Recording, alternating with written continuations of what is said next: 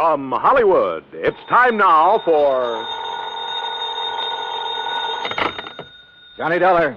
John, this is Harry Branson of Philadelphia Mutual Liability and Casualty Company. Well, hi, Harry. What is it this time? Fraud, murder, arson? No, none of them. Then what kind of a case has you in a dither this morning? As a matter of fact, John, there is no case. Oh, now don't tell me you're spending company money on just a social call. Why, Harry. Of course not. John, I wish you to take a motor trip with one of our very important clients. Well, now, that depends. Perhaps you've heard of her, Betty Charlene Winters. No, but she sounds interesting.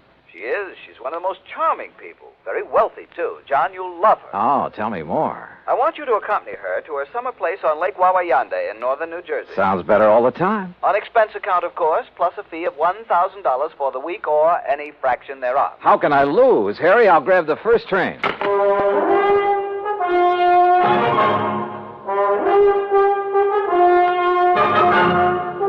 Bob Bailey in the exciting adventures of the man with the action-packed expense account. America's fabulous freelance insurance investigator. Yours truly, Johnny Dollar.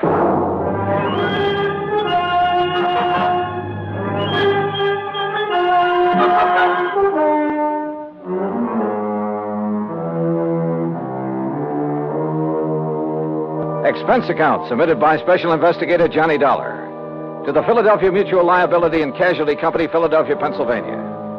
Following is an account of expenses incurred during my investigation of the Wayward widow matter. Expense account item 12150, fare and incidentals, Hartford to Philadelphia. At his office on Walnut Street, Harry Branson looked as though he'd been just sitting there waiting for me ever since his phone call. I'll get straight to the point, John. Well, good. You don't mind if I sit down first, though, do you? Oh, no, of course not. Ah.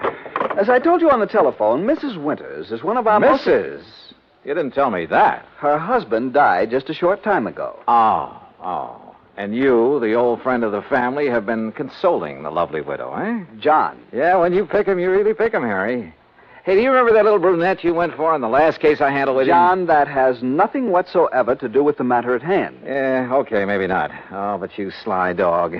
I'm betting right now you wish you could make this trip to the lake instead of me. Of course I do. The beautiful forests and mountains up there at this time of the year. Oh, sure. Just for the scenery. All right, now tell me all. Well, the Winters were very wealthy. Betty Charlene Winters still is. Thanks, among other things, to the $500,000 she received on her late husband's double indemnity policy. $500,000? You make this sound more attractive every minute. John, will you don't suppose the gorgeous babe helped him have an accident in order to collect that? John, you are being absurd. Am I? Tell me this. Was he older than she? Yes, he was. Uh-huh. And 2 and 2 make 4. And you are making no sense at all. Hey, you have got a case on her, haven't you? Will you please stop this nonsense and listen to me? Now, as I started to say, their lovely home is out between Ardmore and Bryn Mawr. All right, go on. Their home, which Mr. Winters inherited from his father and his grandfather before him, is a veritable art gallery. I see. But she is going to dispose of most of it to the better-known museums and galleries. She plans to sell the family mansion, too, just as soon as the estate is settled. Doesn't go for the old stuff, huh? You're quite right. Her taste is more for the modern. That's the way I like 'em. I beg your pardon? Nothing. Go on, Harry. Yes. Some of the things, however, she is taking up to the summer home on Lake Wawa. Oh, well, now, wait a minute, Harry. Am I taking Betty Charlene up there? Mrs. Winters, John, please. Okay, I'll stay out of your territory for the time being. But am I being hired to take her up to the lake or just some of this junk you've been talking about? Both. Ah. You see, there's one thing in particular, some statue or other, that she wants help with. Statue, huh? So you and she and the statue will make the trip. Now, that's the kind of chaperone I like. When do we start?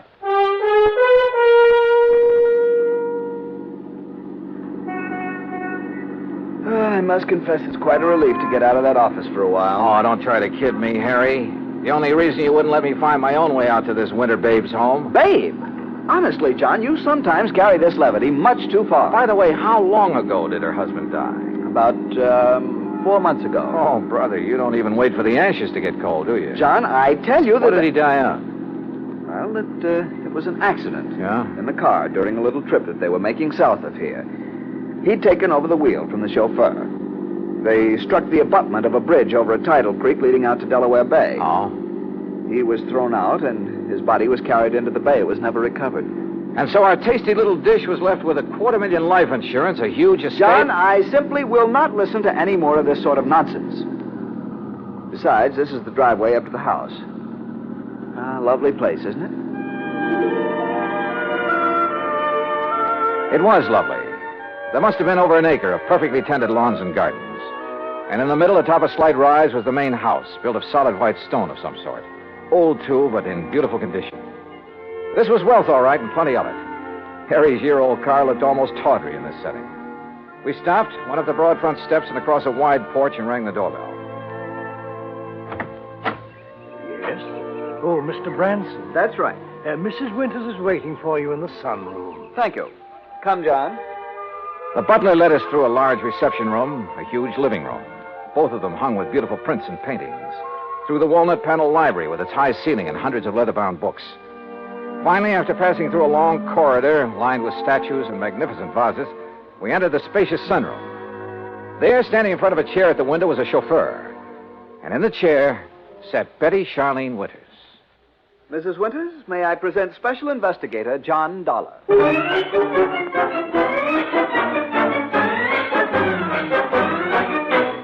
Well, she was a cute little thing, that I will say. But instead of a young, blonde, and beautiful, well, let's face it, she was 70 if she was a day. All my dreams of a high old time during a week at a mountain lake suddenly vanished into thin air. How nice of you to come, Mr. Dollar. Investigator, did you say, Mr. Branson? Yes. I see. Well, don't just stand there. Sit down and be comfortable, both of you. Thank you. Yeah. Was something wrong, Mr. Dollar? No, not at all. Oh, Haskins here's my chauffeur and general handyman. Hi, Haskins. Mr. Dollar? I've just asked him to get the statue ready for our little trip. Oh, you may go now, Haskins. Oh, thank you, madame. No, wait, please.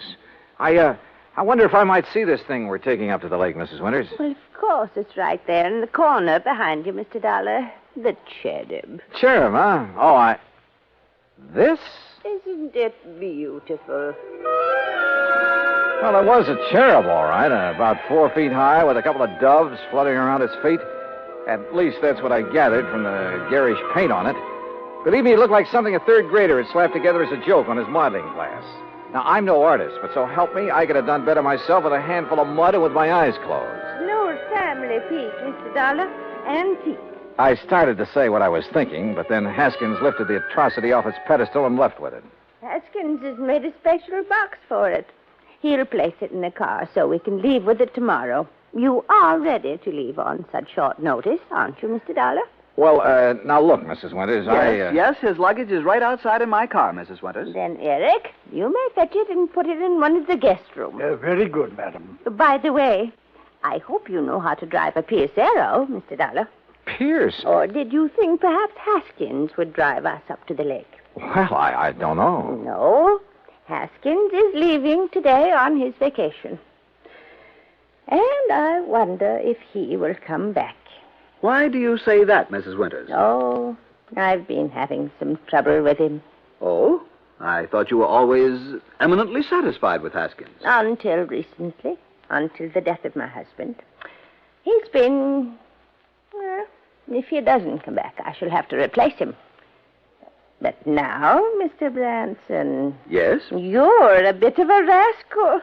You didn't tell me you were bringing a detective to go along with me. Investigator, Mrs. Winters. Insurance investigator. Since the company wouldn't permit me to issue any special insurance on that thing... But I'd thought you were going to bring me just some strong bodyguard. I have known John for many years, Mrs. Winters, and I assure you... Oh, now, don't apologize. I think this is fine. I just hadn't expected so much. Such a nice, good-looking young... But now come, Mr. Dollar, and I'll show you the rest of the house. We spent the next hour or so on a tour of the place, and Mrs. Winters pointed out the various works of art destined for specific museums and galleries all over the country after she moved out, after the estate was settled. Then Eric caught up with us and announced that Haskins had created the statue and placed it in the car. You know, I was curious about that car, so we went out to the garage and inspected it. It was a Pierce Arrow, all right. Vintage of 1928, complete with headlights on top of the fenders and as bright and shiny as the day it was made. When I tried to start her, it purred like a contented kitten. With a bass voice, that is. Along about 5 o'clock, Mrs. Winters, with a sparkle in her eye, announced it was cocktail time. Harry, being a teetotaler, decided to leave, but not before I buttonholed him for a quick conference. What doesn't make sense, John? Oh, that silly statue, Harry. All the fuss over that piece of junk. After all, John, with all the big policy she carries with us on the legitimate artwork, well, we just can't afford to displease her. But if it had any real value... Perhaps it does to her. How can it? Unless she has a lot of jewelry hidden away in the base of it or something. What, John? Cocktails, she said, and I'm sure ready for them. Go on back to Philly, Harry, and wait for my final report. Well, I must admit that Betty Charlene Winters turned out to be a charming hostess, a very interesting conversationalist. Even long after dinner, over brandy and cigarettes, we chattered away like a couple of magpies. I didn't question her about the statue because I wanted to find out more about it on my own hook. Finally, about midnight, we decided to retire, had a nightcap, and went to our respective rooms. But instead of going to bed, I sat around and read for a few minutes, turned off the light, waited a few minutes more. Then, quietly, I slipped out of my room. That was a mistake, for as I reached the end of the long hall to the stairway, a door behind me suddenly opened. Huh? Who's there? I said, who's... Oh!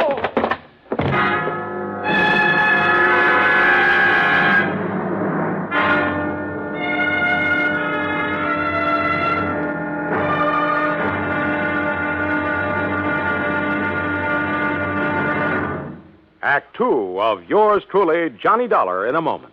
With the bigger, more impressive kaleidoscopic change of events on the world scene today, we sometimes forget the smaller kaleidoscope, the child's toy, with its ever-changing designs and color. The kaleidoscope is a fantastic experience for any child.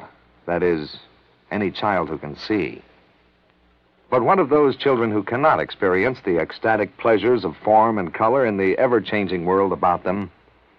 This problem has bothered many, and many such people have tried to solve it.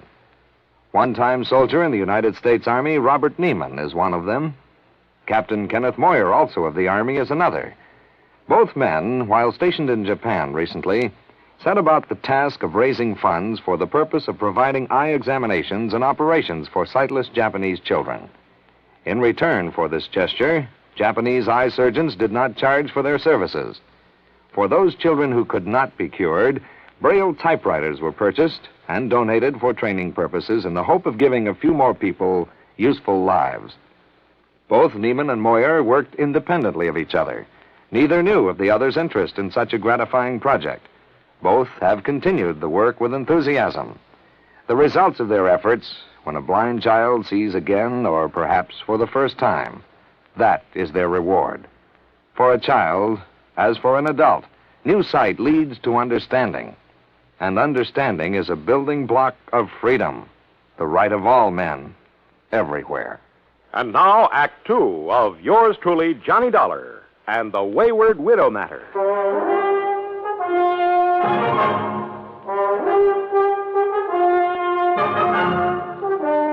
When I came to, it was morning, and I found myself in my pajamas lying comfortably in my bed in the guest room. But there was nothing comfortable about the lump on the back of my head. Whoever had slugged me out there in the hall had meant business. I got up painfully, went down the hall, and made a quick check of the room from which the attacker had surprised me. It was just another guest room. I showered, dressed, and went downstairs, where I found Mrs. Winters at the breakfast table. She was very much distressed over what had happened and suggested we go out and look in the trunk of the car immediately.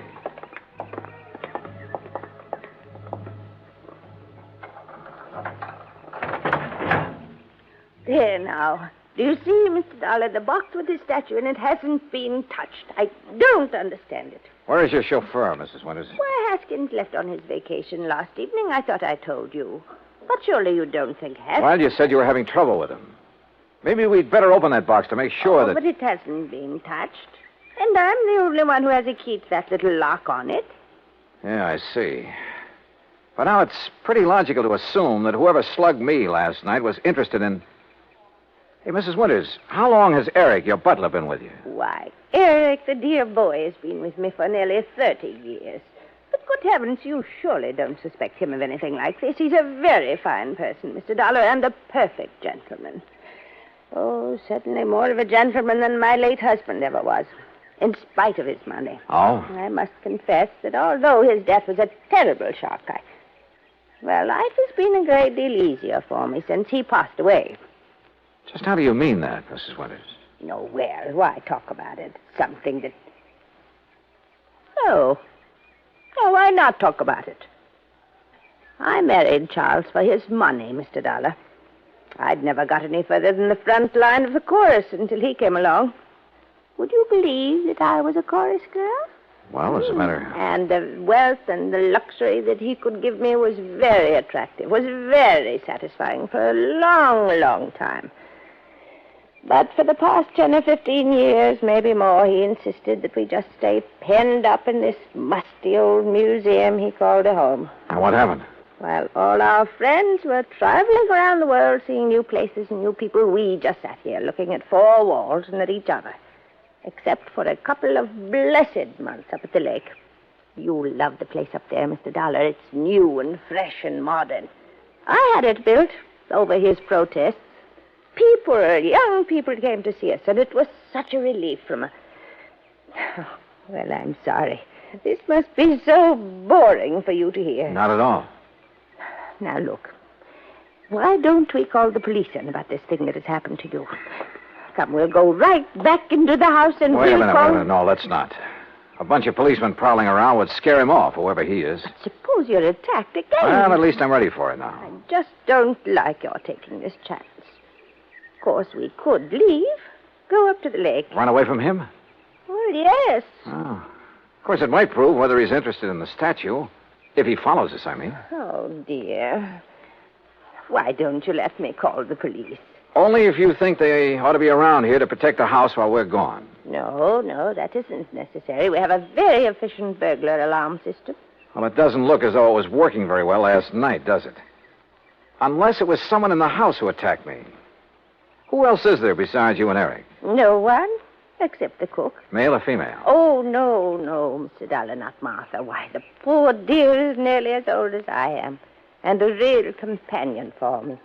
Sounds strange, I know, but we're real nice friends. All right, let's go back in, have our breakfast, pack our things, and go on up to the lake. Eric, who served the breakfast and whom I hadn't seen since dinner last evening, kept giving me a rather strange look. And as soon as breakfast was over, I quickly stuffed my things into my handbag and headed down to the garage. Eric was waiting for me there. He insisted that he put my things into the trunk of the car, which killed any chance I might have had to pry open the box with the statue. I started to question him about the night before, but as it turned out, my questions were quite unnecessary. Yes, Mr. Dollar, it was I who carried you back to your room and put you to bed. Oh? You see, I was making a final inspection of the house, as I always do after everyone else has retired. I'm always concerned about the many valuable things we have. I don't blame you. Well, I was on my way up the main staircase when I heard you fall. I was slugged. Forgive me, sir, but when I found you there at the head of the stairs, I thought your condition was due to...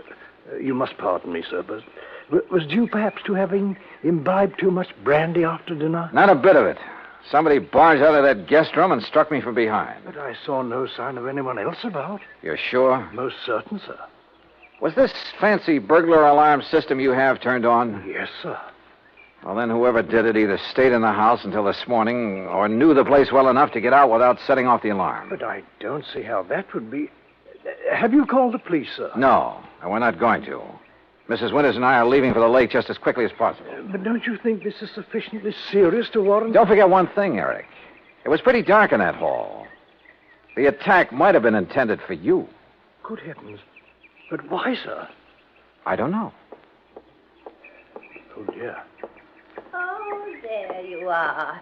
Eric, you may fetch my bags from my room while Mr. Dollar and I planned the trip. Very well, madam. Oh, you don't know how glad I'll be to get there. It's such a relief from this place. And all the things associated with it. I'll be so glad when Charles' estate is settled and I can sell this old house and just Martha and I can stay at the lake. Oh, I know all the paintings and things are all very fine and valuable. I'm so tired of looking at them. Well, then why do you take this so-called, I beg your pardon, this statue up to the lake? Well, this is different. Oh, yeah, I'll grant you it is a bit different from the other things that... Oh, well, let's talk about it along the way.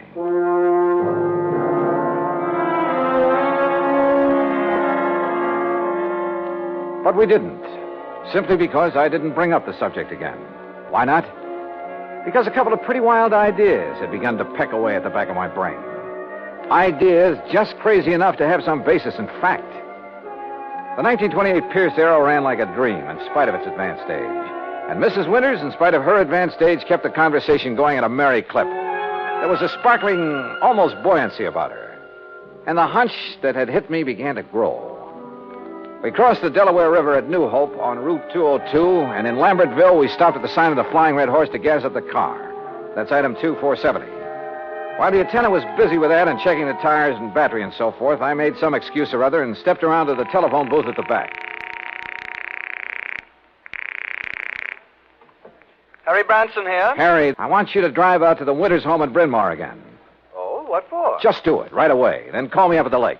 Well, whatever you say, John, but I wish you'd tell me... Gotta go now. Goodbye. The rest of the trip through the pretty North Jersey countryside was uneventful. And finally, north and east of the little town of Andover, we came to Lake Wawayanda. We drove along a private road to the far end of it, and there, perched on a little cliff above a deep basin, was a real smart, modern brick and glass home. That's right. Straight up the little hill and park in front of the garage. Little hill? I just hope we can make it. Right here.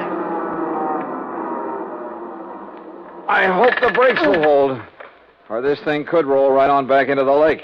Oh, and the lake is so deep right there. Nearly 100 feet. An old mine or something before the water came up. Oh, this is a pretty dangerous driveway. Here now, let me help you. Thank you. One of the first things I'm going to do is have this driveway built up and leveled off and a big stone wall built around it. Yeah, you'd better. Careful now. This is pretty steep. Oh, listen. Yeah? Telephone is ringing inside the house. Oh, well, let me have the key and I'll go in and answer it for you. I'll answer it. You can unpack the car while I do. I suspected the call was from me, but didn't want to say as much. So I opened the car trunk and proceeded to take out the luggage and the big, clumsy box for the statue. The box was heavy, very heavy. And I wondered how Haskins, the chauffeur, had been able to pick up and carry the statue so easily back in Bryn Mawr. I finally got the box perched on the edge of the car trunk when Mrs. Winters called to me. It's for you, Mr. Dollar. It's Mr. Branson. Oh, okay, I'll take it. Leaving the box there on his precarious perch, I went on up to the house. Right here in the front hall, Mr. Dollar. Oh, all right, thanks. I'll go on out to the car and get my coat and purse. Yeah. Johnny Dollar. John, this is awful. Terrible. As I just told Mrs. Winters, this is... Well, I couldn't believe it. How did you know? How did I know what? Eric, the butler. Yeah? Dead. He's dead. And John, Dead from what? How did he die? He apparently fell down the main staircase. The poor cook, Martha, is the only other person in the house. She's beside herself. Yeah, I'll bet she is. But whatever made you suspect something was wrong out here? Call the police, Harry. Make sure they look for a possible blow on the head that might have been delivered before he fell. What? Mr. Dollar's going to fall. So long, Harry.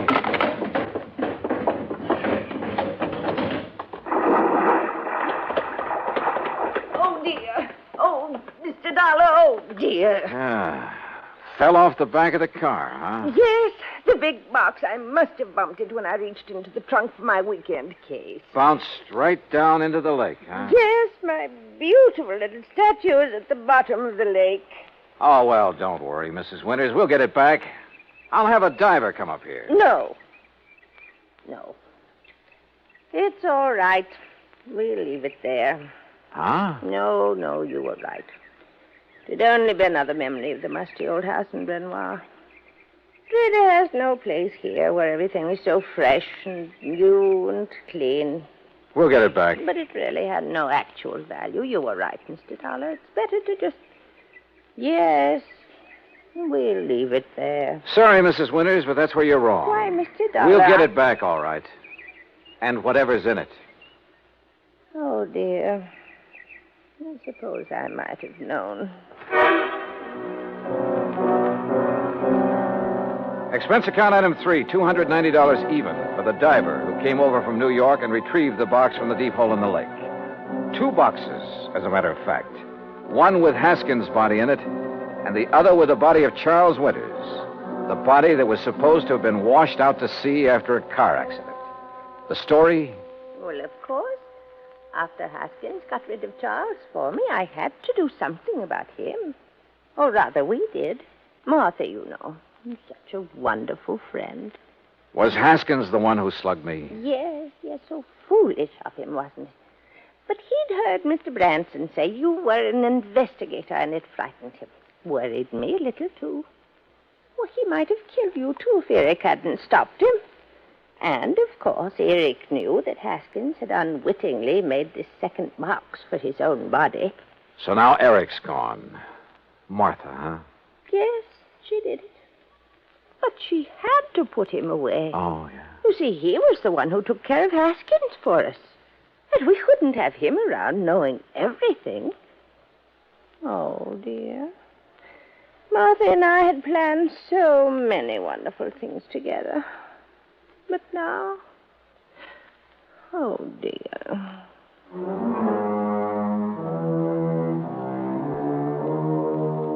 Expense account total, including incidentals and transportation back to Hartford, $365.50. Remarks?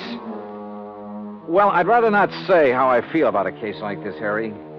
A whole crime wave by a couple of apparently sweet old ladies.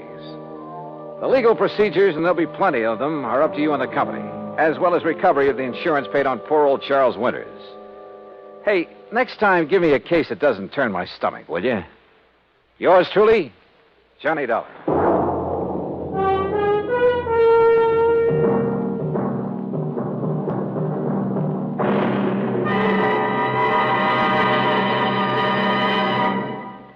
Now, here's our star to tell you about next week's story. Next week, a taste of the Old West and a taste of lead from a .38 Colt. Join us, won't you? Yours truly, Johnny Dollar.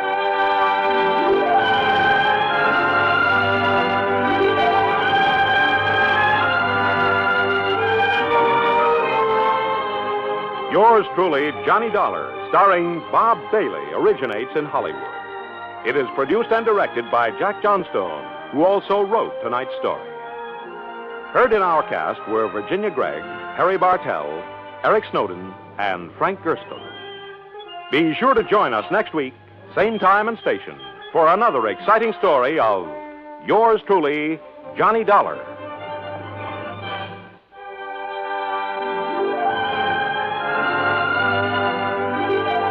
This is Joe Walters speaking.